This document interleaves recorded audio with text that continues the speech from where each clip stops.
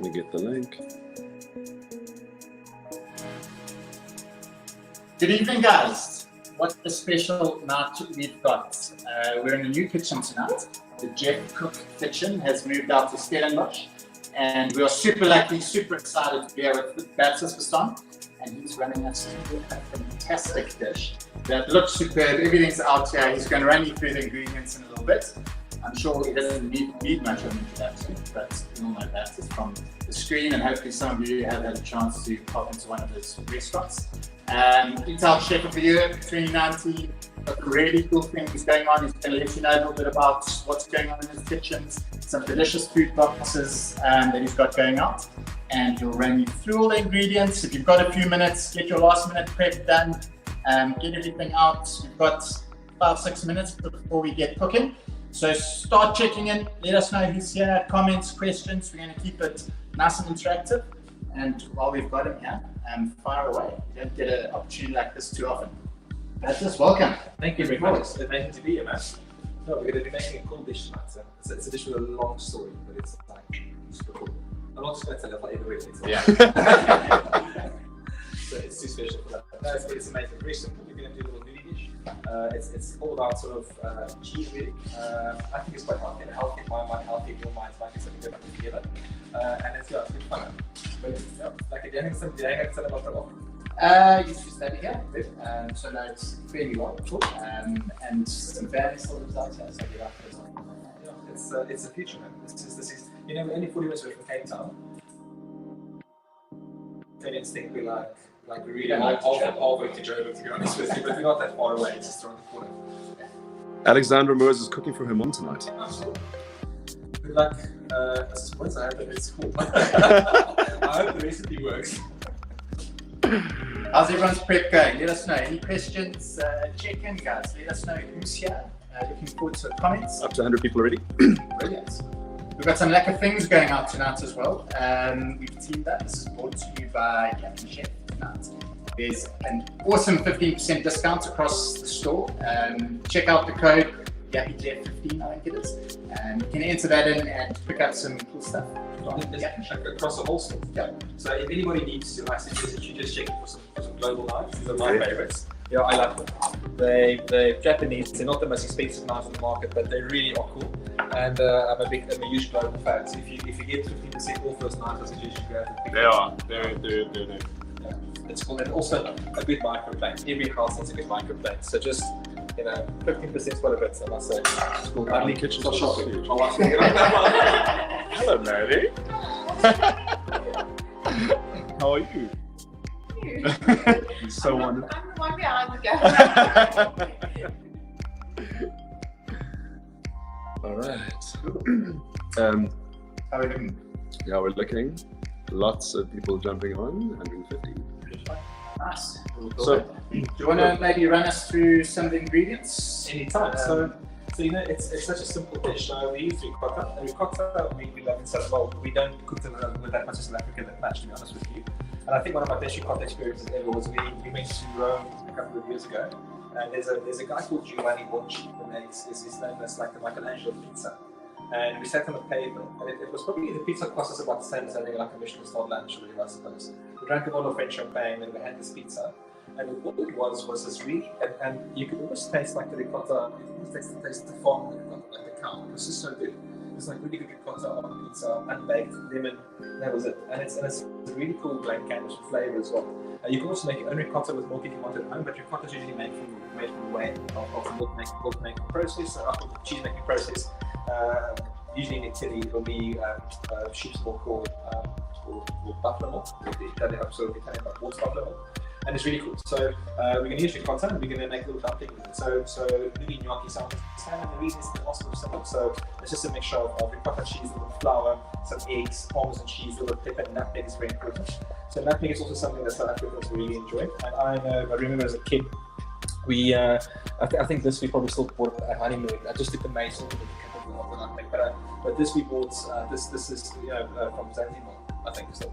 But when I grew up as a kid, we had lots of really sort of company got mashed potato, cauliflower cheese, those sort of things. And it's a really cool thing. It always reminds me of my grandfather's cooking, pretty much. And we're going to make a green sauce. Now, green sauce is So usually when we do it at home, I would make a little tomato sauce first. But a green herb sauce is super easy. So no cooking involved, just a blender, you can get all the herbs, you can grow them yourself. Like really cool, very quick, and it's a blank canvas. So sort of think like a little bit of salsa verde, that sort of vibe, and it looks well delicious with pasta. At least from your garden. Unfortunately not. So during lockdown, we've got a huge garden at the back end, and during lockdown, I was really busy with the gardening for the first little bit, and then we started cooking soup for our communities. And then I sort of lost track, and then it just went completely sort of barren. We lost everything, all the stuff that was great. And then Sandy, our sort of gardener, the champion, came back to work a few weeks ago. So today we sort of planted the last beds again, and today we planted a little bit of celery seed and things like that. And the garden is amazing. It's cool to just walk on the back and speak stuff. It's amazing. So actually, the most prolific farm we have is speckled pig. And pigs function in nature is to move seeds around. So Speck will eat tomatoes, and his droppings go back straight in the garden. So we grow a lot of our stuff with Speck's droppings, not natural actually. And then wherever Speck's droppings goes, we get tomatoes and pumpkins that come up sort of randomly in the garden. So Speck farms is what happens, which is quite cool. A couple of questions. Can we use gluten-free flour? You can. I've never made recipes with gluten-free flour, so I'm not sure exactly what the effect would be, but you're welcome to try it. I'm sure you need the gluten to sort of stick things together. What I would do if I was you is I would just add an extra egg maybe. So just to help stick it together. The thought that crossed my mind of using chickpea flour, but I just wasn't 100% sure how it would react in this recipe, to be honest with you. Great. And Nikki's asking how runny should the sauce be? The sauce, no. So it's the recipe. So the herb sauce is going to be quite stiff. We're using vegetables like olive oil and quite a bit of herbs, garlic and chili. So it's not going to be sort of too runny. You can also adjust the texture of the sauce with a drop of water, a drop of oil, a drop of oil if you need to. Cool. Yeah, we're good. Happy days. Yeah. Okay, we're back on. We can now hear. Couple of problems with sound. No, we're good. We can. Yeah, we're fine. Nice. So this one, yeah. All right. Tell you what, modern technology is amazing, huh? It's unbelievable. All right. Shall we run through? Just gone past half past. Wonderful. So for those of you who are joining us, welcome. Let's run through some of the basic things we'll need to make this recipe. So the first thing you'll need to do is please make sure you've got a pot of rapidly boiling water on the stove that looks like that. And that's a bottom big pot. We have also got just a knife on standby. We might not need it. A microplane for grating and a slotted spoon for taking the dumplings out of the water. We have a big mixing bowl. Some spoons, blender. You can use a stick blender or like a big jug blender. And a spatula. That's all the equipment you would need. And then obviously a nice plate. So tonight I've chosen this beautiful antique platter I got from my aunt as a gift, which is really cool. I love sort of antique stuff. I'm actually like an old Afrikaans lady, but I'm not gonna, it's just one of those things, to be honest with you. So like a little bit, So people talk about the feminine side. I've got all Afrikaans ladies, my feminine side, which I'm very proud of actually. Then from the ingredient perspective, we've got some ricotta cheese for the dumplings, nutmeg, parmesan cheese, flour, a little bit of white pepper and egg. Then we're going to make the green sauce with macadamia nuts, olive oil, a little bit of vegetable stock. I just use powder stock that I just hydrated with a little bit of water, some chili, garlic, and then the herbs and this basil, chives, and parsley. You'll see I didn't even destalk them. So I checked the stalks of this parsley, it was quite soft, and same with the basil. And herb stalks carry loads of flavor. So you're welcome to keep the stalks on, and that's not a problem at all. And then to finish the dish with, we have a little bit of rocket, a little bit of buffalo mozzarella as added extra, and a tiny bit more parmesan cheese. You'll need a little bit of flour just to dust on your hands when you make the dumplings. And then really special for me is macadamia nuts. So both myself and Mandy grew up in the Lowveld, which produces, probably one of the biggest producers of macadamia nuts in the world, I suppose. And they do macadamia nut oil. It's super healthy, delicious, my favorite nuts to eat. And they're awesome to cook with. And these be just roasted in a pan. But if you ever want to taste like the perfect macadamia nuts, it's not a healthy tip, but it's a great tip. You just pop them into deep fry for like 10-15 seconds, and they toast evenly, and they're amazing. Toss them out of the deep fryer, sort of into a little bit of sort of spicy, peri spice, a bit of salt, whatever, and it seasons them immediately, and they're delicious to eat like that. So hot fried macadamia nuts, it's amazing. So to start this recipe, we're going to start nice and slow. I think we're going to start making the sauce first. So it's noisy and it's messy and stuff. Let's get it out of the way so we can focus on getting the beauty made. So this is just a question from Shelley. She's asking, can you use cottage cheese instead of ricotta? Unfortunately not Shelley. So cottage cheese has got a very different constitution to it than ricotta, and a very different protein content, and cottage cheese will probably melt away if you made it, if you use it for this recipe. So it's best to look out for ricotta if you can, and at most Woolworths stores you can find ricotta, or even most supermarkets, Pick n Pay, etc. And you can also find locally produced ricotta. It doesn't always have to be imported. Okay. So in the blender, we're going to add all of our herbs. So a nice big handful of basil, parsley, and chives all together. So there's no shame. And look, just disclosure, this recipe might still be a complete pile of nonsense at the end. I'll let you know, if it's not delicious, we'll have another discussion. So, and everything in. So you just never know, to be honest with you guys. I still mess up dishes from time to time, to be honest with you. I don't believe that. I'm sure I do. So, and then we clocked in. So I spoke to a winemaker friend of mine the other day who gave me a new bottle of wine. He was like, it might be terrible. And I said to him, you know, I also burn food sometimes, it's fine. I'm going to use one chili. And chili is obviously down to personal preference. I like it slightly spicy. I keep the seeds in, I don't deseed it. I just think that if chili is going to give you something, it's going to give you everything. Obviously, there's all the meats in the chili. But when you choose your chilies, also think about the fruitiness it adds. So chili, like peppers, etc., it's a flavor thing, not as a burn thing. I'm a huge peri fan. Obviously, as a South African, I believe that I'm also, apart from being a part Afrikaans lady, I'm also a little bit Portuguese. And you know, in Cape Town, you can be a Basque Coast guy, you can be a what's other Basque Coast, what's other very famous Portuguese eatery in town? Diaz Tavern. And they're both great. I love both of them. So when they open up, I'm definitely going to head there for a peri chicken. But we do one whole chili. Garlic, obviously, very healthy for you. We're going to pop these small cloves that we've just peeled whole. We're not going to chop them up. And we're just going to add a whole clove of garlic into this as well. You can skip the garlic if you've got an allergy, etc. But that's really cool. We're going to do all this macadamia nuts. That's about 60 grams that's been toasted. And this was just toasted with a tiny bit of oil. You can dry toast them if you don't want more oil. You can also fry them, like I said. But these are just the business, I promise you. So my favorite nuts is macadamia and cashews. Loads of flavor, nutty. They actually add quite a bit of meatiness to dishes. So whenever we cook quite a bit of vegetarian, I don't look like it, but these sort of nuts makes you feel like you've actually had something meaty and they're delicious. So all of those go in, the whole lot. We're then going to add a pinch of salt. There we go. And then olive oil. And we're going to add vegetable stock to this as well. So it's about 100 ml of each, and we'll be able to adjust the volume of the oil or the stock with a little drop of water. So let's make the noise. Lid on the blender. If you have got a stick blender, you can stab it and you can sort of get it going. I'm just going to make it. It's going to take it a few minutes. And you can punch down all the ingredients just to make sure the blades catch it at the bottom. My wife Kerry is using pine nuts instead of macadamia. Wonderful. So let's see. They are pine nuts. You know what? Pine nuts are super delicious. I just think, I don't know if you've seen lately, but they've become crazy expensive for some reason. Yeah, so expensive, but they are good. And you know, for me, for some reason, you know, we often make like basil paste. We've got to call it paste like basil paste with other nuts, but it's just the business with paste with pine nuts. It's not just the that, yeah, just the same. It's just the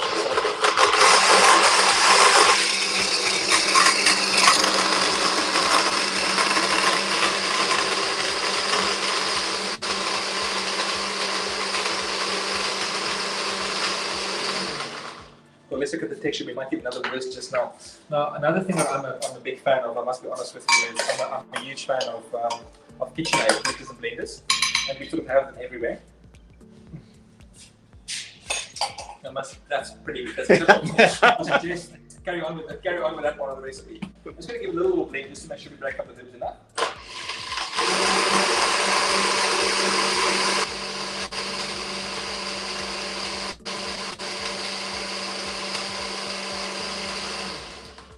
Now, we're going to leave it in the jug, but keep in mind when you do this, you can do this with kale as a raw leaf, a little bit of baby spinach. You can do this so much, the sort of same like herbaceous sauce, instead of trying to cook heavy sauce. And I think a big difference between home cooking and restaurant cooking usually is in restaurants we've got equipment and staff and stuff, so we can cook a stock for 3 days, we can strain it 16 times, we can reduce it, you know, like it's crazy. And most importantly, always somebody there to help wash the dishes, which makes it, because you need lots of it. And at home you don't, and that's a big difference. So at home we always look at different solutions for not making sort of heavy stock-based sauces, because this takes too much time. So I always find like home cooking is a little bit fresher, and this is a little bit more, you know, a little bit different. And this is great. This is one jug blender, no mess, no fuss. Now let's get into these little dumplings. We're going to start off by putting everything in the bowl together. So it's oh shit, I must do that. Yes. Oh, big story. So when I started dating Marley, a lot of food, a lot of the dishes that we cook, they've all got stories, because that's how life should be. So when I started dating Marley, she lived in Town and Gardens and I lived in Strand. I have my restaurants, or my one restaurant. I have one restaurant, you know. If she was a slave driver, she'd make it another bunch, and I would like it. Anyway, so Monday lived in town, and we would go. So I would go to the evenings and spend the night, and come back the next day to work, and vice versa. And then one day I went through the town, and Monday said I made nudie. This nudie, like it's crazy. Like, what is this thing, woman? And I thought she made a mistake. It was supposed to be gnocchi, so I never even heard of it. And she made me like a nudie with a really cool spicy tomato sauce, and that was the beginning of it. And I ripped it off immediately, and I took it the next day. I got to start making it in the restaurant, and then it's sort of a home recipe. So Mali often still makes this nudie at home, and it's delicious. So it really is a very, very quick, simple thing to make. And I think what I love about it the most is, apart from the story, is you can have a nice big bowl of nudie, and then sort of feel heavy afterwards. You have a decent meal. That's the whole story, babe. You don't miss anything. Okay, cool. And that's the day you knew she was the one. No, that was actually, if you look over there, there's an old dog lying over there. He's my old guy. So Patat is 11 years old this year. He's an old mixed breed. And yeah, that's Patat, the legend. What a legend! No, I think I'm going to leave. No worries, he's very grumpy. But Patat was the one that decided. Yeah, he said I leave the one, so that's it. So we got in a bowl, and we're going to add all the ingredients together.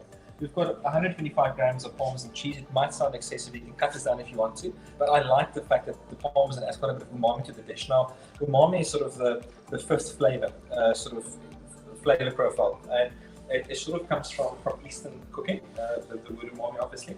And in the East, I think that the two most prolific flavor profiles that contain loads of umami, soy sauce and miso. And it's really cool to cook with these ingredients because they really just make dishes super punchy.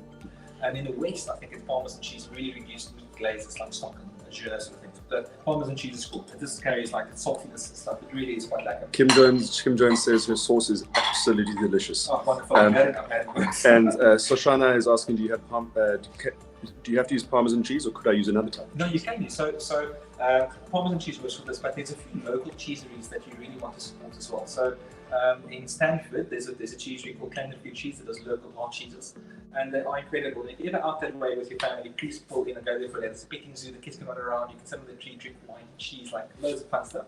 So just pull in there and have some fun. And then in Stellenbosch, around the corner, it's a Monument Road from us, there's Delaware cheese, which is really one of my ultimate favorites. Yeah, they are so good. The best breed, best camembert. They make a cheese called the Huguenot, which is the most rewarded cheese in South Africa. They've got one called the Boerland, which is I've got a fridge, a big chunk of it, which is a little bit softer and milder. So any of those will do. You can use any cheese that you have in the fridge, but try for a harder cheese. Shop cheddar cheese won't work. It's just a little bit soft and a little bit artificial, I think, but something with punchy saltiness is really important. So mature cheddar is also a good one. So those are in. We're now going to whack it with the flour. Cool. And I'm also going to give it a pinch of white pepper. Now when you choose your peppers, sort of be careful. I think white pepper is something that we always think like our grannies used to cook with, but we forgot about it. So what is white pepper good for? White pepper is great with eggs, better than black pepper. White pepper is awesome with fish dishes, obviously, and with vegetables. And I think we should get back into space because white pepper is almost more elegant to season with than black pepper, and it's delicious. So just like a little pinch of white pepper. And if you think of the function of pepper and salt in a dish, so what is salt? So these two things for me is seasoning. And there's a difference in seasoning and flavoring. So seasoning enhances natural flavors. So let's say we have a piece of fish, and we have a piece of fish without salt, and we eat it, it's quite bland. But when you add salt to it, it enhances the natural flavor of the fish. So the fish tastes actually more fishy and stuff, and it just brings flavors to the forefront. So that's what salt's great for. And pepper, in some way, defines, a little bit of spiciness defines flavor. So those two are very, very important ingredients to cook with. A healthy pinch of salt. There we go. We're going to go with 1 whole egg. Right. We're going to do 1 egg yolk. So remember, yolks are fat, and the yolk will help to sort of enrich the dish.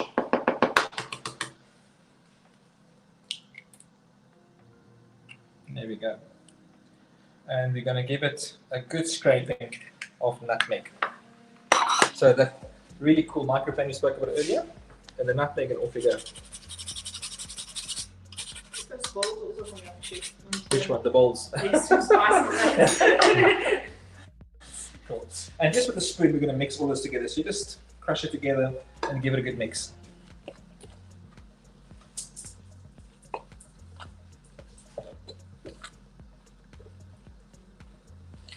And take your time and make sure that everything is distributed evenly. There we go. That looks amazing. So the cool thing for me with this is almost like, I think, from a restaurant perspective, this is like a really cool, almost classic bistro dish, The kind of dish that you walk into work in the morning, you get the ingredients out of the fridge, you smash it together in 15 minutes, and you can serve a great lunch to somebody. And it's just super simple and delicious. So there's sort of the basic, or not the basic, that is the nudie mixture. Now, obviously you can add other flavors. You can add like a drop of truffle oil if you wanted to, or whatever the case might be. And you can play with this base recipe. So be creative and make it work.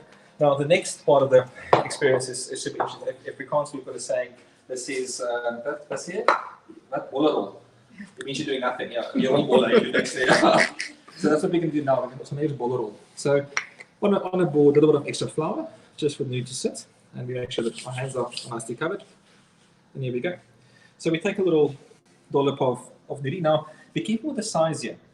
If they're too big, the outside's going to overcook and the inside won't cook. And if they're too small, actually, it just won't be lacquer. So I would say, what would happen if they're too small? You can do that too small, but it's not too big. It's not lacquer. So I would say that's probably about 25 grams in sort of, if I had to guess in my head. So we're just gonna quickly do bolero, and we'll go from there. So lockdown was super interesting for us as a family. I've never spent 5 weeks with my family before. And it was really epic. So we sort of, what did we do? We just hang around. I drank wine. My wife's pregnant, so she couldn't. It was really good for me. And I spent time with Theodore. And sort of mid lockdown, we decided to start cooking soup for our community in Jamestown. So we live in a little community outside of Stellenbosch called Jamestown, where it's just an amazing place to live. Really, if you want to see some community, you must come and visit this place. It really is cool. And we started cooking soup for our community. And then the soup sort of became too much for the house, and we moved operation to Acre, which is a restaurant in the middle of Stellenbosch. And we got some volunteer chefs that came in and they helped us to cook soup, and it just sort of grew from there. So then a few restaurants came on board with us. So Neerklingshof, George Ordine, Haskell, Lanzerac, like really cool. All the chefs jumped in to help.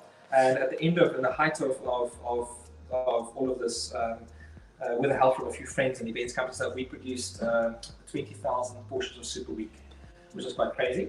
Was it 20,000 portions? Yeah, it was 20,000 portions a weekend. No. Yeah, it was nuts. Anyway, but we still do that. So Acre still on board. Acre cooks about 240 litres of soup a day for the community. It goes into this, well, we do half for Jamestown and half for sort of the greater Stellenbosch community. We also do, so that's very, very cool. It helps out a lot. And then we also started doing sort of delivery services, which I've never really gotten into before. And we decided to do two. There's an Overture delivery service called Overture at Home, and one called Bertus Basson. And it's a 3-course meal packed in a box, delivered to your home. We come to Cape Town twice a week. It's really cool. From next week onwards, we're only going to start offering the Overture ones because Acre's open again, so we need to focus on running a restaurant again. But it's just going so well. It's really fun, and it's if you're a little bit skeptical about going out to restaurants and stuff, it's a really cool way of just being at home, eating a good meal.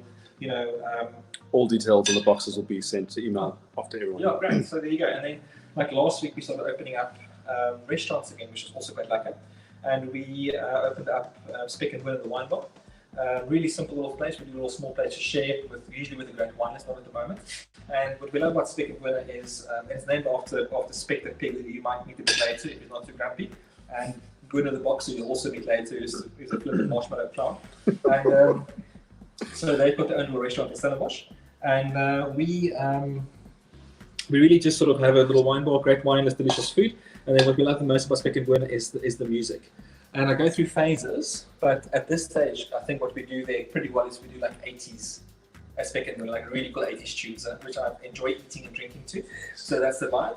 And music will also be part of our business. So we opened up Acre last week.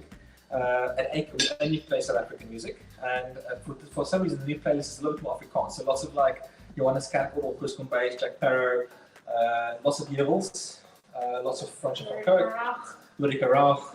It's for some, I don't know why I felt so nostalgic this time around about the playlist. So it's just all the sort of lovely South African tunes which we all enjoy listening to. Springbok New Girls, like really cool stuff. Pretty de Villiers, which is also quite lekker. And then Overture, we focus on jazz. So Overture is like local jazz. Lots of Miles, John Coltrane, like stuff like that. So you put out music in spaces to make spaces feel like it's You know, like it's amazing. So you can see how many bola we get to roll out of this, which is quite cool. This could be a half recipe for one person or 2 people, I suppose, but this would be enough for 4 people.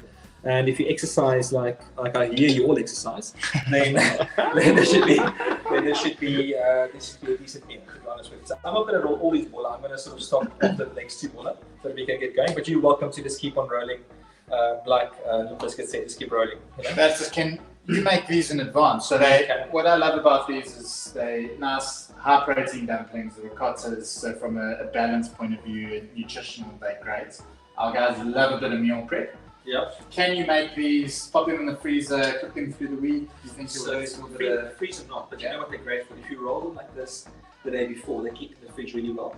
And then you learn tricks in strange places about food. And then actually, you asked about eating food earlier.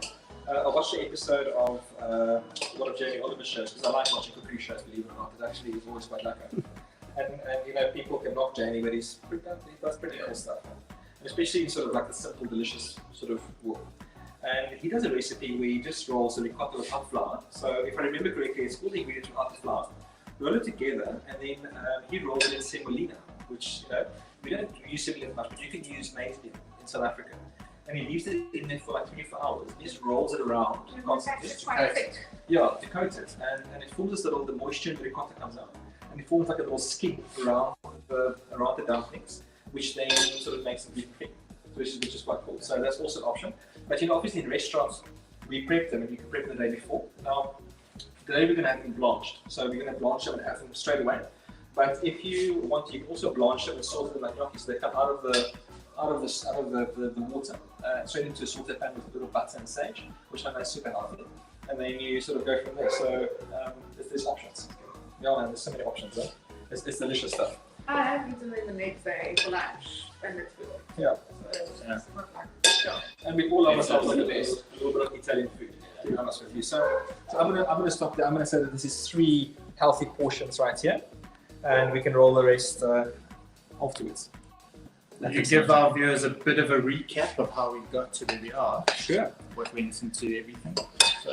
So the sauce is fresh herbs, chives, basil, parsley, garlic, a whole chili, vegetable stock, olive oil, and a pinch of salt. and that's Sorry. recommended. And macadamia nuts, thanks Molly. And then the ricotta dumplings is ricotta cheese, flour, parmesan cheese, white pepper, salt, nutmeg, all mixed together, and obviously a pinch of love. Special ingredient. Annie wishes she was in Cape Town to get your boxes. Come to Cape Town, we're waiting for you guys. The restaurants are waiting for you, we're ready to go. Petrus is not cooking this tonight, but having some leftover ostrich neck vaterblommetjie Oh, stew. cool. Is it Petrus, eh? Yeah. Okay, Petrus did. I must say that I'm not a big ostrich fan, to be honest with you. It's like, I know if I ever meet the ostrich farmer, they're going to chew me. But I love South African game. So in my mind, South African game offers a solution to everybody. Obviously, if the hippies or the hipsters cry about free range meat, it's free range. It's cool. It's not healthy. It's no fat. It's there's so many things. It's actually quite cheap, especially in winter. If you know Uncle Hans getting to shoot you something, it's cool. Like it really is like a ostrich for me. I struggle a bit with ostrich from a flavor perspective. I know it's very healthy, but I just think that there's a little bit more flavor in things like kudu and springbok and impala. However, ostrich neck is very cool. Like I think that carries loads of flavor and it's delicious. So they cook it on the bone. And vaterblommetjie is such a South African Cape Town thing this time of the year. Like what purpose is that? So I'm actually a little bit bleak, and I like bredie a lot. Like bredie for me is a super South African thing. And you also, I don't know about you, but obviously I'm a Dutchman, and we call everything coarse when we were growing up. So tomati bredie is tomati coarse, bredie is bredie coarse, pompoen coarse, kool coarse, so that sort of thing. We use a mixture of sort of just braised meat and vegetables. And if you do bredie at home and you do it with lamb, my suggestion is to use a mixture of lamb rib for the fat and the flavour, and a bit of neck and shin. Like it's good to mix a few things together with bredie. Look, we talk so much nonsense now. We made all the money. That's really well done, guys. Michelle's asking if for the herbs of the sauce with basil, parsley, and chives.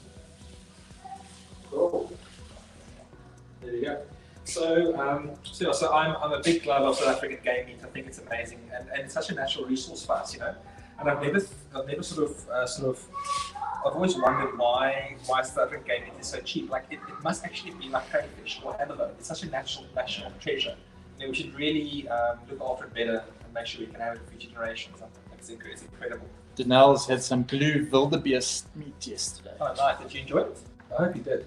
Blue wildebeest is actually one of my favorites. And the nice thing that I like about it, so somebody once said to me, look, can I shoot you an eland? Now, eland is the size of a cow. At a restaurant, we can't look at eland, but we can take in whole milk, like those sort of things. And it really is quite a thing. But blue wildebeest is really good. I really enjoy it. The size of the carcass is good. The colour of the meat is nice and dark. It matures well, and then also if you're going to get some game this winter, I suggest that a game leg is like the hardest part of game to cook. If you think of leg of lamb, it's sort of got a bit of fat and stuff, and it's actually quite tender. But you know, these animals run and they're wild, they have a lot of fat. And game leg sort of has this tendency of it cooks. It goes dry, falls apart, goes dry. So it's not that lacquer. So what we like to do is we take off the rump at the top of the leg, and then we take off all the meat to above the soft shin. And then the shin we braise, but then all that meat we wet mature. So we vacuum pack it and we just leave it to mature for 4 or 5 weeks. And it's like eating butter. In Afrikaans is the same, so it's duk sag, it's a soft. And it's just that sort of orange meat, lots more flavour in it. It's very cool, especially with larger animals. It's incredible. Yeah, Danielle Kutz's dad shot an eland in water buck. It's amazing. Yeah, good. That is the business. So the water's boiling rapidly. The dumplings are ready. And what I'm going to do is I'm going to add a pinch of salt just to the water, just to help us season everything as well. And I'm going to just start, because this happens quite quickly now. So I hope you're ready with everything. I'm going to start with this beautiful old platter from Talisana Judy Castile, my godmother. And we're going to take this like a sauce and we're going to spread it at the bottom of the plate.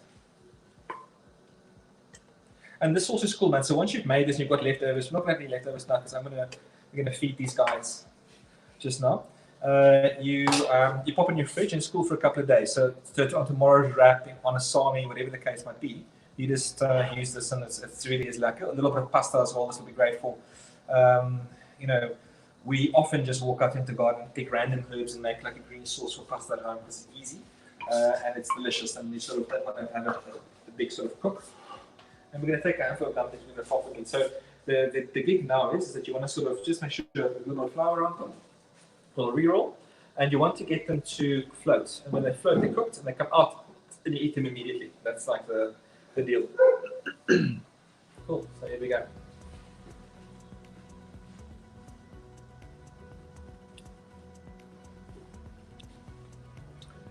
Epic. All right. So we'll really do like 2 cooks. You can smell the sauce. It's great. Nice. So it's Wednesday night in Jamestown, and this community is amazing. So on Wednesday evenings, there's because during lockdown it started that there's mass church outside. So there's somebody with a microphone, and it's very cool. So all the neighbors come out and they sit outside and they have a sort of a church service on the streets, and that's sort of the magic, I suppose, of communities. Anya wants to know what the choice of wine for this evening. Anya, choices. So I must be honest with you. I am a self-confessed South African shilling-file, and it's the business. So with this particular dish, I would definitely go with white wine, to be honest with you, and I'd go with a lighter Chardonnay. Nothing to it. Or I'd pick a great Swatlan shilling for this. Just delicious because you've got richness, and you need fruitiness and acidity to help you with richness. And I would even push it as far as saying, think of it like a Germanic varietal. So think of a bit of Riesling if you wanted to, or a little bit of goods, really little sweet tones are cool. Delicious, huh? Very cool. But that's a good question though. Yeah. Wine is life. Let us know what you guys are drinking. So you can see these guys are sort of, they're just cooking, they take their sweet little time, and they'll start popping just now.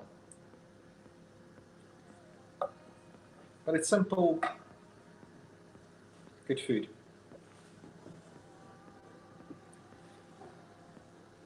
You can see they're sort of becoming lighter. And as they come out, the next ones will go in, and we'll just sort of finish the dish from there. So Siri doesn't want you to stop talking. It's so interesting. I would like to know actually, like what this is actually from my perspective, a fascinating question is which restaurants or what type of food that people miss the most during lockdown? Because in my mind, it was all like people are, oh, we miss fancy restaurants, but as soon as restaurants started, everybody flocked for burgers, sushi, pizza. so I think that was like the biggest crave during lockdown was those sort of things. Bertus, what do you eat on a night off? Yes, what's your go-to? You know, we like cooking at home, to be honest with you. So we really dig cooking, just hanging out and eating. And I cheat from time to time with a burger and stuff. Not cheat, I just do it. It's not cheating for me. But I do, I like simple things. So if we cook at home, it's dishes like this. It's one pot wonders. It's great pastas and things like that. We also really dig our own restaurant. So I love eating at Spek and Bone. And I know it's biased, but that's the way it is. And Spek and Bone is one of our favorites. And we've got a little burger joint called the Freya Burger in Stellenbosch, which is it's a really flippin' good burger, and we love going there. Yeah, we've got great restaurants. I've eaten there, and I do think it's one of the best burgers I've had. Yeah, we've got great restaurants in the area. We've got, you know, our friends George Martinez got a good restaurant. There's a great little sushi place in the called Genki, which we love going to. It's so good. So those sort of things are cool for us. There's a new little pizza place. What is it called again? Holy Dough. It's also really good. In Cape Town, like our ultimate favorite in Cape Town, there's a lot of good stuff in Cape Town, and we'll get into it because we love Cape Town. And we, on the other hand, drive there quickly. It's down the N1, we go to Cape Town, we have a great time when we come home, or we just Uber it. South China Dim Sum Bar in Loop Street is really one of our old favorite ones. We have loads of dates there. I'm a huge fan of Clark's. I think Clark's Burgers is really one of my favorites, and they do an amazing job. The little Asian place we went to last thingy, man. Bow Down. Extremely good. Yeah, very good. Delicious food. I think that's what I love about Cape Town food is that it's so lucky to eat in town, diverse and stuff. We had a very, very good meal at Fane just before lockdown, I think. Yeah, amazing food. Peter's a great chef and the food is amazing. And there's a beautiful space. Balcony, yeah. Yeah, incredible. We've just really, I just think that we're so spoiled in South Africa. You can go for a really good casual meal and it doesn't have to break the bank. And then you can have a really great night out and just blow it out. When did we eat at the Taste Kitchen last? Was it last year or this year? Like last year, you know what I'm saying? It feels like nothing has happened in the last year, to be honest with you. But you know, we had an amazing meal there. Our last meal there was great. There's a little place outside of Stellenbosch at Juisenburg called the Kroll, which is like just meal. So all they do is they pre-book. They do a 3-course meal. There's no choices. We've been there for several meals, and it's just the business. There's just so much. So I like to, and then also just having mates over. So we're happy with the friends over. We drink wine, kids run, we jump in the pool, you know, that sort of stuff. It's really quite lekker. You never get tired of cooking. No, you know, sometimes I'll say to Mally, don't want to cook tonight. I think the things that I don't want sometimes is I do call myself a merchant of death because I see dead things all day long. I see dead cow, and I see dead fish, and I see dead chickens and stuff. So sometimes I'll come home and I'll say to Mally, I don't want to eat any animal tonight. And it's not, I don't know if I'm not a vegan, I'll never be, but I will be vegetarian, but I just get to a point where I think I've seen enough meat, and then I become a beefy, I just want to eat a vegetarian meal. But that's about as far as I go. And leftovers is an issue for me. Yes.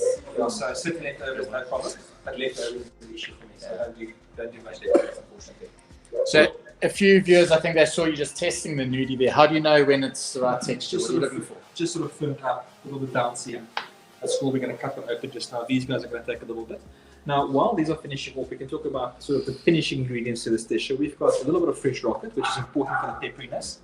We're going to do a little bit more parmesan, and if you really wanted to add a bit more cheese to it, we've got some buffalo mozzarella. Now that mozzarella comes from the only real buffalo mozzarella farm in South Africa, called Buffalo Ridge in Wellington, and the cheesemaker is Wayne and Rademacher. We've been buying cheese from Wayne for many years. He now produces for Woolies as well, I think. So pop into your local Woolies, if you see Buffalo Ridge anywhere, just buy it. You get two kinds. You get sort of buffalo's milk style mozzarella, but with cow's milk as well. Also great to use. But Wayne stuff is the real deal. And you know, when you eat this sort of portion of cheese, you know, I'll probably share this with me and Mandy with the little tomatoes, olives and stuff. It's really meaty, and I think cheese is a really good replacement. Not every day, but sometimes for meat, like and good cheese. I'm not saying like have a slice of yellow Gouda, but get a good cheese, do something really cool with it, and replace a meat meal with it. Yeah, just about there. That guy's floating. There we go.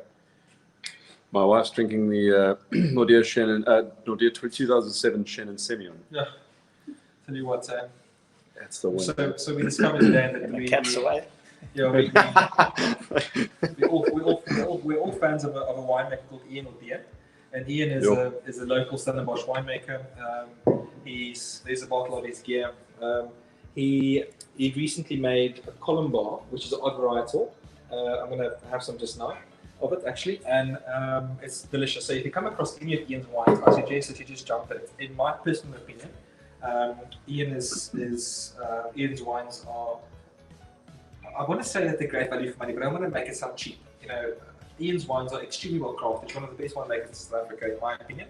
But I think Ian should charge 10 times more because it's so delicious, and it just doesn't. And I'll convince him to do it at some stage, I'm sure. But while he's not charging 10 times more, find a guy called Ian O'Dear, just buy the wine. Old white blends from 06 to sort of 2010. My favorite is the 07 and 09. Good Semillon, great Chenin Blancs. He made a really cool red blend called Opa named after his grandfather. It makes an amazing Cinsault. And Ian is just that sort of that real embodiment of a real South African winemaker, you know. And there's so many of them, but Ian is one of my favorites. I enjoy him. And another one that I really love is I love the guys from Kaapstad wine. So if you ever, you know, I never knew Bottlere was actually quite cool. You know, it was more like in the back of Stellenbosch and whatever else.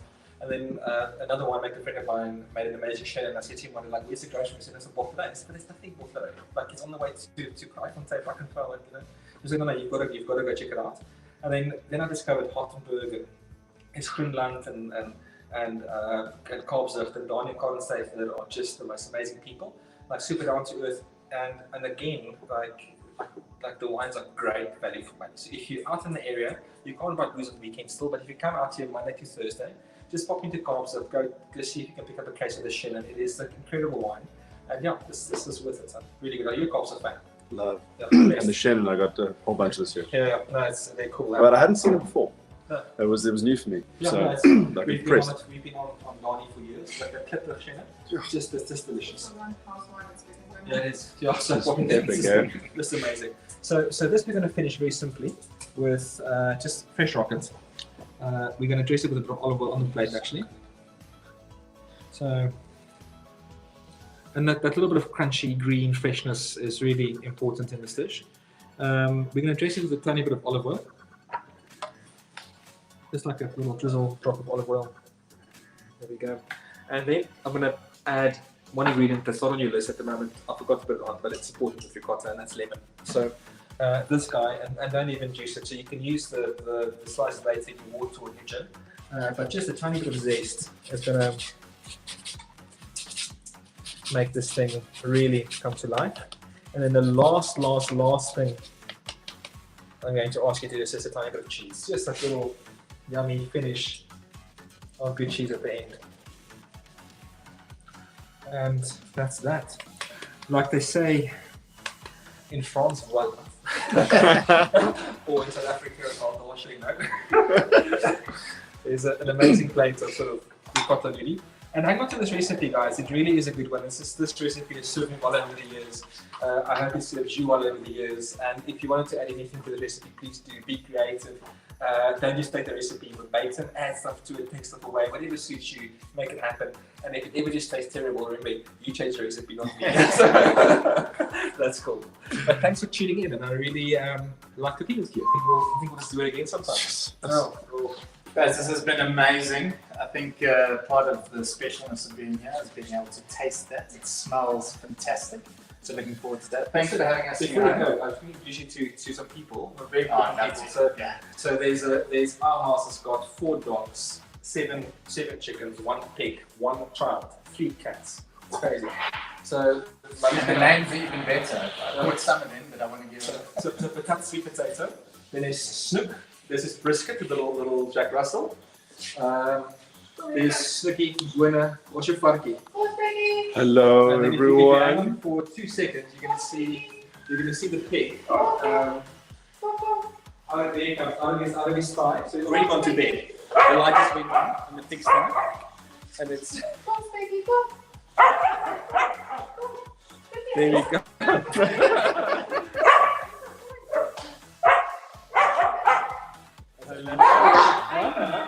That's big. It's big. swine. So this guy is the luckiest pig in South Africa.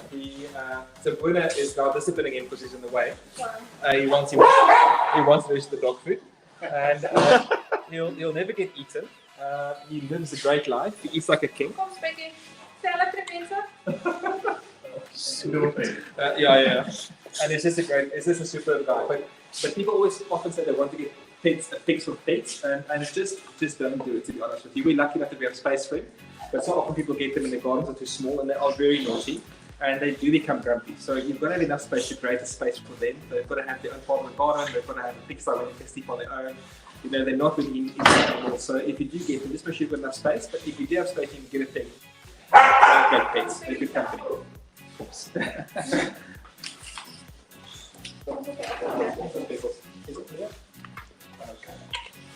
Ooh, how's it? Cool. We must have an amazing evening, everybody. I hope you have a super time. Bertus, thanks It's a again. great pleasure. What an epic privilege to cook with you and all our hundreds of people who joined us this evening. Thank you so much. And Marilee, thank you for letting us into your home. No, it's a pleasure. It's real- always fun. Real wonderful. Guys, it's been great. We're gonna check out from here, but remember, Yappy Chef special going, so go on. Bertus gave you some ideas of great things to pick up. Go check out their boxes as well for a lekker treat. We'll see you guys same time next week, Wednesday, in the Jeff Cook kitchen. Have a good one.